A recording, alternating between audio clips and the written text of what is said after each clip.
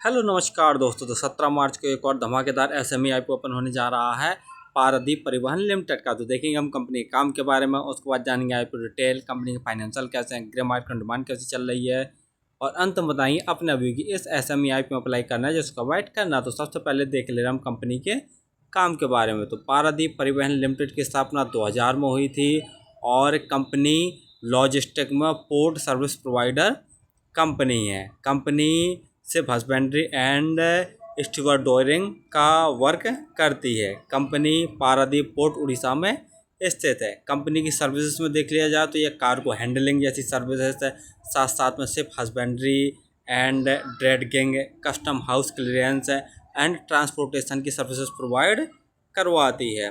Company की location देख लिया जाए तो यह गोपालपुर, पारादीप एंड हल्दिया, विशाखापत्तनम, जाजपुर, साथ साथ में चांदीखोड़, कटक और भी कई स्थानों पर है जहां पर ये अपनी सर्विसेज प्रोवाइड करवाती हैं और इसके ऑफिसेस हैं। तो कंपनी का काम तो आपको समझ में आ गया होगा। और मार्च 2025 तक कंपनी में 11,124 परमानेंट एम्प्लॉय काम कर रहे थे। चलिए अब देख ले रहे हम आईपीओ की डिटेल के बारे में। आईपीओ 17 मार्च को ओपन होने जा रहा है, 19 मार्च तक ये ओपन रहेगा। प्राइस बंड 93 रुपये से 98 रुपये पर शेयर रखा गया। तो 98 रुपये प्राइस बंड भरकर ही इस एसएमई आईपीओ को अप्लाई करना। लॉट साइज 1200 शेयरों का रखा गया। टोटल साइज 44.86 करोड़ का रखा गया, जिसके तहत पूरे के पूरे प्रोसेस अर्थात नसेस जारी कर रही है। अलॉटमेंट 20 मार्च को आपको पता चल जाएगा और यदि आपका अपलॉट नहीं होता तो 21 मार्च तक आपके पैसे रिफंड वापस आपके अकाउंट में आ जाएंगे। लिस्टिंग डेट 24 मार्च रखी गई है। रिजर्वेशन में क्यूआईबी के लिए 50%, रिटेल बैंक के लिए 35% और एचएनआई कैटेगरी के लिए 15% का रिजर्वेशन रखा गया है। रिटेल कैटेगरी में यदि आप एक लॉट अप्लाई करते हैं तो आपको 1,17,600 रुपये खर्च करने पड़ेंगे और रिटेल कैटेगरी में एक लॉट अप्लाई किया जा सकता है। यदि एचएनआई कैटेगरी में अप्लाई करना चाहते हैं तो कम से कम 2 लॉट अप्लाई करने पड़ेंगे, जिसके लिए आपको 2,35,200 रुपये खर्च करने पड़ेंगे। वहीं ROE 33.62%, ROC 26.6% है। ROE देखते काफ़ी दमदार है। डेप्ट इक्विटी 0.8, ये भी सही है। PE 15.07, PE वाइज काफ़ी महंगी वैल्यूएशन पर अपने आईपीओ को लेके आए हैं। बाकी जैसे फाइनेंशियल देख रहे हैं तो कंपनी के एसेट साल से साल लगातार बढ़ रहे हैं। जो ऑल अमाउंट दिए हों सभी के सभी करोड़ में दिए हुए हैं।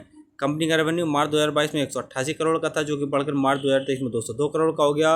मार्च 2024 में इनका नेट रेवेन्यू बढ़कर 211 करोड़ का, और सितंबर 2024 6 महीने के अंदर ही कंपनी ने 137 करोड़ का नेट रेवेन्यू जनरेट कर लिया है। तो नेट रेवेन्यू में जैसा देखना साल से साल काफ़ी अच्छी ग्रोथ देखने को मिल रही है। वहीं प्रॉफिट आफ्टर टैक्स देखते हैं तो मार्च 2022 में कंपनी ने 2.8 करोड़ का नेट प्रॉफिट जनरेट किया था, जो कि बढ़कर मार्च 2023 में 6.5 करोड़ का।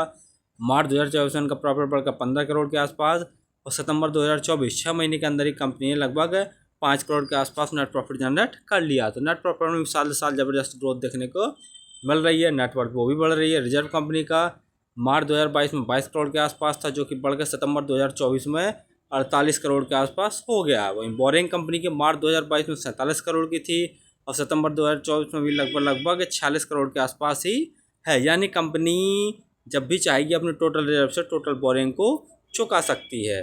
GMP ग्रे मार्केट प्रीमियम देखे ले रहे हैं तो अभी तक इसी ग्रे मार्केट में कोई भी डिमांड निकल कर नहीं आई है। फाइनली हमने जैसा देखा कि पारादीप परिवहन लिमिटेड का मेनली काम लॉजिस्टिक्स से रिलेटेड जो भी सर्विसेज हैं, जैसे बता ही चुके हैं हम, कार्गो हैंडलिंग, सिर्फ husbandry, dreading, custom house clearance and transportation जैसी सर्विसेज कंपनी प्रोवाइड करवाती है। और जो कंपनी का लोकेशन है वह पारादीप पोर्ट उड़ीसा में स्थित है। साथ साथ में इसकी और भी जो छोटी छोटी लोकेशन है, जैसा बता ही चुके हम, गोपालपुर है, पारादीप, हल्दिया, विशाखापत्तनम है, जयपुर और भी बहुत सी जगह पे है जहाँ पर ये अपनी सर्विसेज प्रोवाइड करवाती है। तो कंपनी का काम तो ठीक ठाक है, सदा बाहर वाला है, डिमांडिंग वाला है, लेकिन बहुत ही ज़्यादा कंपटीशन वाला है, क्योंकि इस प्रकार की बहुत सारी ऐसी कंपनियां हैं जो कि शेयर मार्केट में लिस्टेड भी और अनलिस्टेड भी। दूसरा, कंपनी का फाइनेंशियल तो बहुत दमदार है। साल दर साल रेवेन्यू में ग्रोथ देखने को मिल रहा है, प्रॉफिट आफ्टर टैक्स में भी काफ़ी अच्छा साल देखने को मिल रहा है। और कंपनी के पास इतना रिजर्व है कि जब भी चाहेगी अपनी टोटल बोरिंग को चुका सकती है। तो कंपनी का फाइनेंशियल जैसा देख लिया जाए तो ठीक ठाक है, लेकिन मार्केट में लगातार गिरावट जारी है, जिसके कारण अभी तक किसी ग्रे मार्केट में कोई भी डिमांड निकल कर नहीं आई है। और देख लिया जाए तो 4-5 महीने में जितने भी हमारे एसएमई आईपीओ आए हैं तो कुछ ही ने थोड़ा मोड़ा ही लिस्टिंग गेन दिया है, 2-4-10% का, वरना जितने भी हमारे आईपीओ आए हैं, एसएमई आईपीओ आए हैं, वो लॉस में ही उनकी लिस्टिंग हुई है। तो मेरे हिसाब से तो इस एसएमई आईपीओ से भी दूर ही रहें जब तक गिरावट जारी है मार्केट में। फिलहाल तो मैं इस SME IPO को अवॉइड करूँगा।